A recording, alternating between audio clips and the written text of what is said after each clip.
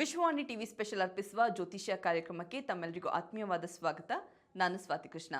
ಜ್ಯೋತಿಷ್ಶಾಸ್ತ್ರದಲ್ಲಿ ರಾಹು ಗ್ರಹ ಅಂತ ಹೇಳುವಂತಹ ಪದವನ್ನ ನಾವೆಲ್ಲರೂ ಕೇಳಿರ್ತೇವೆ. ದ್ವಾದಶ ರಾಶಿಗಳಲ್ಲಿ ಈ ರಾಹು ಯಾವಾಗ ಉಗ್ರ ಕಾರ್ಕೋಟಕ ರಾಹುವಾಗಿ ಗೋಚರಿಸ್ತಾನೆ, ಯಾರಿಗೆ ಅದೃಷ್ಟವನ್ನ ತರ್ತಾನೆ, ಏನೆಲ್ಲ ಪರಿಣಾಮವನ್ನು ಬೀರ್ತಾನೆ ಅಂತ ಹೇಳುವಂಥದ್ದನ್ನು ಇವತ್ತಿನ ಸಂಚಿಕೆಯಲ್ಲಿ ತಿಳ್ಕೊಳ್ಳೋಣ. ಈ ಬಗ್ಗೆ ಮಾಹಿತಿಯನ್ನು ನೀಡಲಿಕ್ಕೆ ಇವತ್ತು ನಮ್ಮ ಜೊತೆ ಇದ್ದಾರೆ ಭಾರತೀಯ ಜ್ಯೋತಿಷ್ಯ ವಿಜ್ಞಾನ ಸಂಶೋಧಕರಾಗಿರುವಂತಹ ಮಹಾಬಲಮೂರ್ತಿ ಕೋಡ್ಲಕೆರೆ ಅವರು. ಬನ್ನಿ ಅವರಿಗೆ ಕಾರ್ಯಕ್ರಮಕ್ಕೆ ಸ್ವಾಗತಿಸ್ತಾ ನಮ್ಮ ಕಾರ್ಯಕ್ರಮನ ಶುರು ಮಾಡೋಣ. ಸರಿಗ ಮಕರ ರಾಶಿ. ಮಕರ ರಾಶಿಯವರಿಗೇನಾದರೂ ರಾಹು ಗ್ರಹದಿಂದ ಹಣಕಾಸಿನ ವಿಚಾರದಲ್ಲಿ ತೊಂದರೆ ಉಂಟಾಗುವಂಥದ್ದು ನಡೀತದಾ, ಹೇಗೆ ಅಂತ? ಹಣಕಾಸಿನ ವಿಚಾರ ತುಂಬ ತೊಂದರೆ. ರಾಹುವಿನ ವಿಚಾರದಲ್ಲಿ ಈ ರಾಹು ಹೇಗೆ ಅಂದರೆ ಅದಕ್ಕೊಂದು ಇದಿಲ್ಲ, ಏನು ಎಕ್ಸಿಸ್ಟೆನ್ಸ್ ಇಲ್ಲ, ಅದು ಕೇವಲ ಕತ್ತಲು. ಆ ಕತ್ತಲು ಹೇಳುವಂಥದ್ದು ಏನು ಮಾಡುತ್ತೆ, ಒಂದು ಗ್ರಹದ ಮೂಲಕವಾಗಿಯೂ ಒಂದು ಶಕ್ತಿ ಪಡ್ಕೊಳ್ಳುತ್ತೆ, ನಕ್ಷತ್ರಗಳ ಮೂಲಕವಾಗಿಯೂ ಶಕ್ತಿ ಪಡ್ಕೊಳ್ಳುತ್ತೆ. ಒಳ್ಳೆಯದಾಗಿ ಇದ್ದರೆ ತೊಂದರೆ ಇಲ್ಲ, ಒಳ್ಳೆಯದಾಗಿ ಇರದೇ ಹೋದಂತಹ ಉಗ್ರ ಸ್ವರೂಪದ ಕಾರ್ಕೋಟಕ ಘಾತಕ ಶಕ್ತಿ ಅದಕ್ಕಿದ್ದರೆ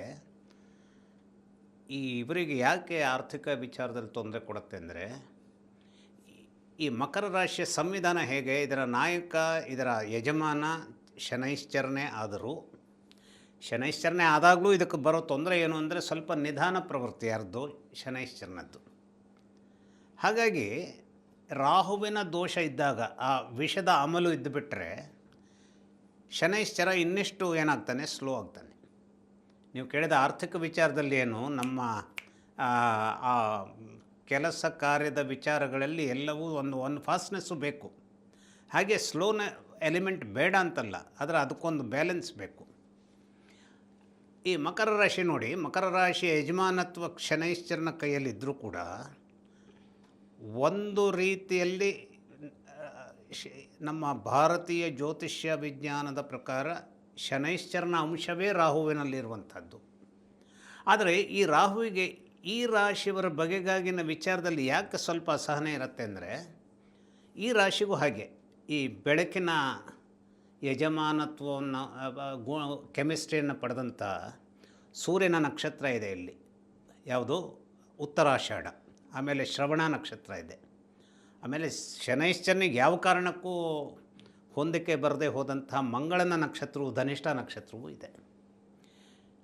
ಈ ಕಾರಣಗಳಿಂದಾಗಿ ಏನಾಗುತ್ತೆ, ಈ ಬೆಳಕನ್ನು ತುಂಬಿಕೊಂಡಂತಹ ಚಂದ್ರ ಸೂರ್ಯರ ಬಗೆಗಾಗಿ ಧನಿಷ್ಠ ನಕ್ಷತ್ರ ಯಜಮಾನ ಜೊತೆಗೆ ಈ ಮಕರ ರಾಶಿ ಯಜಮಾನಾದಂಥ ಶನೈಶ್ಚರನೇ ಮಂಗಳನ ಜೊತೆಗೆ ಅವನ ಅನ್ಯೋನ್ಯತೆ ಇರದೆ ಹೋಗಿದ್ದರಿಂದಾಗಿ ಏನಾಗುತ್ತೆ, ರಾಹುವಿನ ಸಂದರ್ಭ ಏನಾದರೂ ವಿಷಮಯವಾಗಿ ಘಾತಕ ಶಕ್ತಿ ಇದೆ, ಉಗ್ರವಾಗಿ ಕಠೋರವಾಗಿದೆ ಅಂತ ಹೇಳಿದ್ರೆ ಆ ಹಣಕಾಸಿನ ವಿಚಾರದಲ್ಲಿ ಇವರಿಗೆ ಯಾಕೆ ತೊಂದರೆ ಬರುತ್ತೆ ಅಂದರೆ, ಹಣಕಾಸಿನ ವಿಚಾರ ಯಾವ ರೀತಿಯಲ್ಲಿ ತೊಂದರೆ ಬರಬಹುದು, ಬೇರೆ ಬೇರೆ ಕಾರಣಗಳಿಗಾಗಿ ಅನೇಕ ಶಕ್ತಿ ಇದ್ದರೂ ಕೂಡ ಕೆಲವರಿಗೆ ಇವತ್ತು ರಾಜನಾದವನು ನಾಳೆ ಕಾಡಿನಲ್ಲಿ ತಿರುಗಬಹುದಾದಂತಹ ದರಿದ್ರಕ್ಕೆ ಅವನು ಒಳಗಾಗಬಹುದಾದಂತಹ ಸ್ಥಿತಿಗತಿಗಳು ಬರಬಹುದು. ಯಾಕೆಂದರೆ ಈ ಮಕರ ರಾಶಿಯವರಿಗೆ ಆರ್ಥಿಕ ಸ್ಥಾನ ಕುಂಭ, ಆ ಆರ್ಥಿಕ ಸ್ಥಾನದ ಯಜಮಾನನು ಶನೈಶ್ಚರನೇ.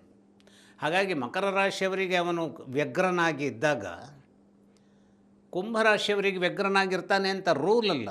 ಆದರೆ ಆ ಕುಂಭರಾಶಿ ಹೇಳುವಂತಹದ್ದು ಒಂದು ಇದು ಏನು, ಈಗ ನೋಡಿ, ಈಗ ಹಾಲಿ ಕುಂಭದಲ್ಲೇ ಇದ್ದಾನೆ. ತುಂಬ ಜನ ಮಕರ ರಾಶಿಯವರು ಆರ್ಥಿಕವಾದಂತಹ ಒದ್ದಾಟವನ್ನು ರಾಹುವಿನ ಕಾರಣಕ್ಕಾಗಿ ಅನುಭವಿಸೋದಕ್ಕೆ ಈಗ ಇನ್ನೂ ಸುಮಾರು ಡಿಸೆಂಬರ್ವರೆಗೂ ಅವಕಾಶ ಇದೆ. ಬರೀ ಯಾಕೆಂದರೆ ಇವರ ಆರ್ಥಿಕ ಕ್ಷೇತ್ರದಲ್ಲಿ ಅವನಿರೋದ್ರಿಂದ. ಆದರೆ ಬರೀ ಅಲ್ಲಿ ರಾಹು ಇದ್ದಾನೆ ಅಂದ ತಕ್ಷಣ ಎಲ್ಲದೂ ಮುಗದೇ ಹೋಗ್ಬಿಡ್ತು ಅಂತಲ್ಲ. ಆದರೆ ರಾಹುವಿನ ಸಂದರ್ಭ ನಡೀತಾ ಇದ್ದಿದ್ದರೆ ನಾನು ಯಾರನ್ನು ನಂಬುತ್ತಿದ್ದೋ, ಈಗ ನಾನು ಯಾರನ್ನು ನಂಬ್ತೇನೆ, ನಾನು ನನ್ನ ಮನೆಯಲ್ಲಿ ನನ್ನ ಹೆಂಡತಿಯನ್ನು ನಂಬಬೇಕು, ನನ್ನ ಹೆಂಡತಿ ನನ್ನನ್ನು ನಂಬಬೇಕು, ನಾನು ನನ್ನ ಮಕ್ಕಳನ್ನು ನಂಬಬೇಕು, ನಾನು ನನ್ನ ಫಾದರನ್ನು ನಂಬಬೇಕು, ನಾನು ನನ್ನ ಅಮ್ಮನನ್ನು ನಂಬಬೇಕು.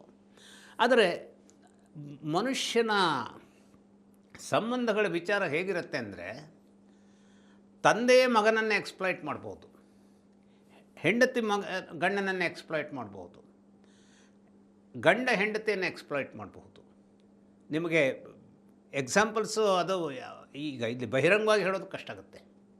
ಎಷ್ಟು ಜನ ಇಂಡಸ್ಟ್ರಿಯಲಿಸ್ಟು ಎಷ್ಟು ಜನ ಈ ತಮ್ಮನ್ನು ಇದರಲ್ಲಿ ತೊಡಗಿಸ್ಕೊಂಡವರು, ಯಾವುದು ಬಿಸ್ನೆಸ್ನಲ್ಲಿ ತೊಡಗಿಸ್ಕೊಂಡವರು, ಆ ಹೆಂಡತಿಯ ಕಾರಣದಿಂದಾಗಿ ಅವರು ಹಣವನ್ನು ದೋಚ್ತಾ ಇರ್ತಾರೆ. ಅಂದರೆ ನಿನ್ನ ತಂದೆ ಮನೆಯಿಂದ ತೊಗೊಂಡು ಬಾ, ನಿನ್ನ ಅದು ಬರಲಿ ಇದು ಬರಲಿ, ಅಥವಾ ತಾನೇ ಏನನ್ನೋ ಮಾಡ್ತೇನೆ ಅಂತ ಹೋಗಿ ಹೆಂಡತಿಯೇ ಒಂದು ರೀತಿಯ ಒಂದು ಕಾರ್ಮೋಡಗಳನ್ನು ನಿರ್ಮಾಣ ಮಾಡುವಂಥದ್ದಕ್ಕೆ ಸಾಧ್ಯತೆ ಇರುತ್ತೆ.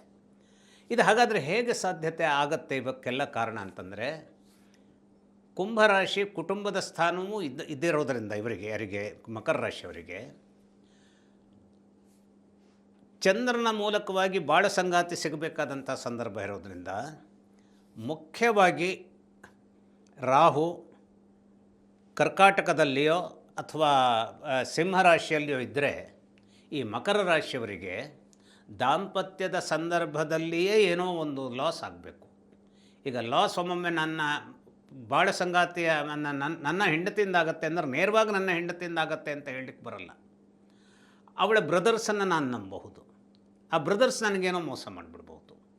ಹಾಗಾಗಿ ಈ ಜಾಲ ಏನಿರ್ತದೆ ಅಂತಂದರೆ ಈ ಮಕರ ರಾಶಿಯವರಿಗೆ ಕಾಡುವಂತಹ ಒಂದು ಉಗ್ರ ಈ ಕಾರ್ಕೋಟಕ ಅಂದರೆ ರಾಹುವಿನ ಸಂದರ್ಭ, ಹತ್ತಿರದ ಜ್ಞಾತಿಗಳು ಅಂದರೆ ಏನು? ಈ ಹತ್ತಿರದ ಸಂಬಂಧಿಗಳು ಬಹಳ ದೊಡ್ಡ ರೀತಿಯಲ್ಲಿ ಏನು ಮಾಡ್ತಾರೆ, ಗದಾಪ್ರಹಾರವನ್ನು ಮಾಡ್ತಾ ಇರ್ತಾರೆ. ಒಮ್ಮೊಮ್ಮೆ ಈ ಹತ್ತಿರದ ಜ್ಞಾತಿಗಳಲ್ಲಿ ಆಗುವಂಥ ತೊಂದರೆ ಏನು ಅಂತಂದರೆ ಸರ್ರನೆ ನೇರವಾಗಿ ಎಲ್ಲವನ್ನೂ ಅವ್ರ ಹತ್ರ ಹೇಳಲಿಕ್ಕಾಗಲ್ಲ. ಈಗ ಯಾರೋ ನಾನು ಬೇರೆಯವರ ಒಂದು ಟಾಮ್ ಡಿಕ್ ಆ್ಯಂಡ್ ಹ್ಯಾರಿ ಒಳಗೆ ಟಾಮ್ ಡಿಕ್ ಆ್ಯಂಡ್ ಹ್ಯಾರಿ ನನ್ನ ಕ್ಲೋಸ್ ಸಂಬಂಧಿಗಳಲ್ಲ, ಅವ್ರು ಯಾರೋ ದೂರದವರು ಅಂದಾದರೆ ನಾಡಿಂದ ನೀವು ಕೆಲಸಕ್ಕೆ ಬರೋದು ಬೇಡ ಅಂತ ಹೇಳಿಬಿಡ್ಬೋದು. ಬಟ್ ಇಲ್ಲಿ ಏನಾಗುತ್ತೆ, ಕೆಲವೊಂದು ಸಲ ಅವರನ್ನು ತಪ್ಪಿಸ್ಕೊಡೋದು ಕಷ್ಟ ಆಗುತ್ತೆ. ಅಂದರೆ ಕೆಲವೊಂದು ಸಲ ಇವರು ಘಾತಕರು ಅಂತ ತಿಳಿದ್ರೂ ಕೂಡ ಯಾವುದೋ ಒಂದು ಪ್ರಮಾಣದಲ್ಲಿ ಅವರನ್ನು ಸಹಿಸ್ಕೊಳ್ಬೇಕಾದಂತಹ ಒಂದು ವಿಪ್ಲವಗಳನ್ನು ಸೃಷ್ಟಿ ಮಾಡೋದಕ್ಕೆ ರಾಹು ಏನು ಮಾಡಿಬಿಡ್ಬೋದು, ತನ್ನದಾದಂಥ ಕ್ರೂರ ಹಲ್ಲುಗಳನ್ನು ನಮಗೆ ಚುಚ್ಚಿಬಿಡಬಹುದು. ಹಾಗಾಗಿ ಮಕರ ರಾಶಿಯವರು ಕೆಲವು ಸಂದರ್ಭಗಳಲ್ಲಿ ರಾಹುವಿನ ಸಂದರ್ಭ ಬಂದಾಗ, ಅದರಲ್ಲೂ ಶನಿ ಕಾಟ ಬಂದಾಗಲಂತೂ, ಶನಿ ಕಾಟವೂ ಇದ್ದು ರಾಹುವಿನ ಘಾತಕ ಶಕ್ತಿಯೂ ಸೇರಿಕೊಂಡಂಥ ದಶಾದ ಸಂದರ್ಭ ಇದೆ ಅಂತಾದರೆ ಅನೇಕ ಈ ಮಕರ ರಾಶಿಯ ಜನ, ನಾನು ಮತ್ತೆ ಹೆಸರು ಹೇಳಬೇಕೋ ಬೇಡೋ ಅನ್ನೋದಂಥದ್ದು ಇದಾಗ್ತಾಯಿದೆ. ಈಗ ಕೆಲವು ಸಂದರ್ಭದಲ್ಲಿ ಸಲ್ಮಾನ್ ಖಾನ್ ಯಾವ ರೀತಿಯಲ್ಲಿ ತೊಂದರೆಗೆ ಒಳಗಾದರೂ, ಅವರ ಆರ್ಥಿಕವಾಗಿ ಅವರು ಹಾಗಾದರೆ ತೊಂದರೆಗೆ ಒಳಗಾದರೂ ಕೇಳಿದ್ರೆ ಆರ್ಥಿಕವಾಗಿ ಅವರು ತೊಂದರೆಗೆ ಒಳಗಾಗಲಿಲ್ಲ. ಆದರೆ ಅವರ ರಾಹುವಿನ ಸಂದರ್ಭ ಅನೇಕ ಜನರ ಜೊತೆಗಿದ್ದ ಅವರ ಸಂಬಂಧವಾಗಿ ಅನೇಕ ರೀತಿಯ ಒಂದಿಷ್ಟು ವಿಪ್ಲವಗಳನ್ನು ಅವರಿಗೆ ಸೃಷ್ಟಿಸಿತ್ತು. ಅವರು ಇಷ್ಟೆಲ್ಲ ಖ್ಯಾತಿ ಇದ್ದು ಸಲ್ಮಾನ್ ಖಾನ್ ಸಿನಿಮಾ ಬರುತ್ತೆ ಅಂತಾದರೆ ಅದು ಹಿಟ್ಟಾಗತ್ತೆ ಅನ್ನುವಂಥದ್ದು ಎಲ್ಲರಿಗೂ ಗೊತ್ತಿದ್ದರೂ ಕೂಡ ಅನೇಕ ವರ್ಷ ಅವರು ಜೈಲಲ್ಲೂ ಇದ್ದು ಬಂದರು. ಈ ವಿಶೇಷವಾದಂತಹ ಒಂದು ಏಟನ್ನು ಕೊಟ್ಟಂಥದ್ದು ಅವರಿಗೆ ಇದೇ ರಾಹು. ಹಾಗಾಗಿ ರಾಹುವಿನ ಘಾತಕತನ ಕ್ರೌರ್ಯ ಇದ್ದರೆ ಈ ರೀತಿಯಲ್ಲಿ ಅದು ವ್ಯಕ್ತ ಆಗ್ತಾ ಇರುತ್ತೆ. ನಾನು ಇದನ್ನೆಲ್ಲ ಸಲ್ಮಾನ್ ಖಾನ್ ಅವ್ರ ಬಗ್ಗೆ ಈಗ ಶ್ರೋತೃವರ್ಗವೂ ಎಲ್ಲವೂ ಅವರ ಬಗೆಗಾಗಿ ಗೊತ್ತಿದೆ. ಹಾಗಾಗಿ ಎಲ್ಲೆಲ್ಲಿಂದ ಅವರಿಗೆ ತೊಂದರೆಗಳು ಎದುರಾಗಿದ್ದಾವೆ ಅನ್ನುವಂಥದ್ದನ್ನು ನಾನು ಬಿಡಿಸಿ ಹೇಳಬೇಕಾಗಿಲ್ಲ. ಹಾಗಾಗಿ ಅವರು ಎದುರಿಸಿದಂಥದ್ದು ಹೇಗೆ ಅದನ್ನು ಈ ವಿಚಾರಗಳನ್ನು ಈ ಒಂದು ರಾಹುವಿನ ಘಾತ ಇವರಿಗೆ ಈ ರೀತಿಯಲ್ಲಿ ಇದ್ದಿದ್ದರಿಂದಾಗಿಯೇ ಮಕರ ರಾಶಿಯವರಾದಂತಹ ಸಲ್ಮಾನ್ ಖಾನ್, ಇನ್ನು ಹೇಳಬೇಕು ಅಂತಂದರೆ ಶಾರುಖ್ ಖಾನ್ ಅವ್ರ ಬಗ್ಗೂ ನಾವು ಹೇಳ್ಬೋದು. ಶಾರುಖ್ ಖಾನ್ ಅವರ ಬಗ್ಗೆ ಬೇರೆ ಇತ್ತು. ಅಂದರೆ ಆರ್ಥಿಕ ಸ್ಥಿತಿಯೇ ಅವರಿಗೆ ಏಟು ತಂದಿದೆ ಅಂತಲ್ಲ, ಆದರೆ ಆ ಆರ್ಥಿಕ ಸ್ಥಿತಿಯ ಸಂದರ್ಭದಲ್ಲಿ ಅವರ ಸುತ್ತಲೂ ಇದ್ದಂಥ ಜನ ನಿರ್ಮಿಸಿದಂಥ ಕೆಲವು ವಿಚಾರಗಳು, ಯಾವುದೋ ಒಂದು ಕೇಸ್ನಲ್ಲಿ ಅವ್ರ ಪಾಪ ಮಗನ ಬಗೆಗಾಗಿ ಸ್ವಲ್ಪ ಒದ್ದಾಡಿದರು.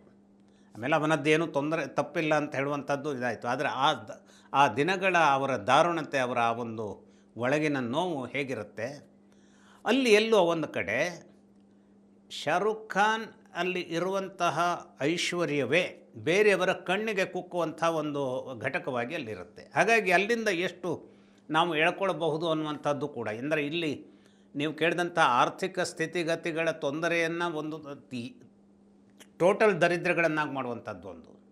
ಆದರೆ ಅವರ ಆರ್ಥಿಕ ಮೂಲವನ್ನು ನಾವು ಹೇಗೋ ಅದನ್ನು ಎಳ್ಕೊಳ್ಳುವಂಥದ್ದು, ಅಂಥವರಿಂದಲೇ ತುಂಬಿ ಹೋಗುವಂಥದ್ದು ಇನ್ನೊಂದು. ಈ ರೀತಿಯಲ್ಲಿ ಈ ಸರ್ಪ, ಉಗ್ರವಾದಂಥ ಕಾರ್ಕೋಟಕ ಸರ್ಪ ಒಬ್ಬ ವ್ಯಕ್ತಿಯನ್ನು ಘಾಸಿಸೋದಕ್ಕೆ ಹಾಗೂ ಆ ಮೂಲಕವಾಗಿ ಕೆಲವು ನಮ್ಮಲ್ಲಿ ತಪ್ಪು ಇರದೇ ಹೋದರೂ ಕೂಡ ತಪ್ಪುಗಾರನಾಗಿ ಸಮಾಜದ ಎದುರು ಕೆಲ ಒಂದು ವರ್ಷಗಳ ಕಾಲ ನಿಂತ್ಕೊಳ್ಬೇಕಾದಂಥ ಒಂದು ಅವಸ್ಥೆಗೆ ನಮ್ಮನ್ನು ತಳ್ಳೋದಕ್ಕೆ ಸಾಧ್ಯತೆ ಇರುತ್ತೆ. ಇದು ರಾಹು ತಂದುಕೊಡುವಂಥ ಈ ಉಗ್ರ ಕಾರ್ಕೋಟಕ ತಂದುಕೊಡುವಂಥ ದಾರುಣ ಸ್ಥಿತಿಗಳು. ಉಗ್ರ ಕಾರ್ಕೋಟಕ ರಾಹುಗ್ರಹದಿಂದ ಯಾವೆಲ್ಲ ರಾಶಿಯವರಿಗೆ ಒಳಿತುಂಟಾಗುತ್ತೆ, ಯಾವೆಲ್ಲ ರಾಶಿಯವರಿಗೆ ಕೆಡುಕುಂಟಾಗುತ್ತೆ ಅಂತ ಹೇಳೋದನ್ನ ಇವತ್ತಿನ ಸಂಚಿಕೆಯಲ್ಲಿ ತಿಳ್ಕೊಂಡ್ವಿ. ಇದೇ ರೀತಿ ಮತ್ತಷ್ಟು ಇಂಟ್ರೆಸ್ಟಿಂಗ್ ವಿಡಿಯೋಸ್ಗಾಗಿ ವಿಶ್ವಾನಿ ಟಿವಿ ಸ್ಪೆಷಲ್ ಚಾನೆಲ್ ಅನ್ನು ಸಬ್ಸ್ಕ್ರೈಬ್ ಆಗಿ. ಈ ವಿಡಿಯೋ ನಿಮ್ಗೆ ಇಷ್ಟವಾದಲ್ಲಿ ಲೈಕ್ ಮಾಡಿ, ಶೇರ್ ಮಾಡಿ. ಧನ್ಯವಾದಗಳು.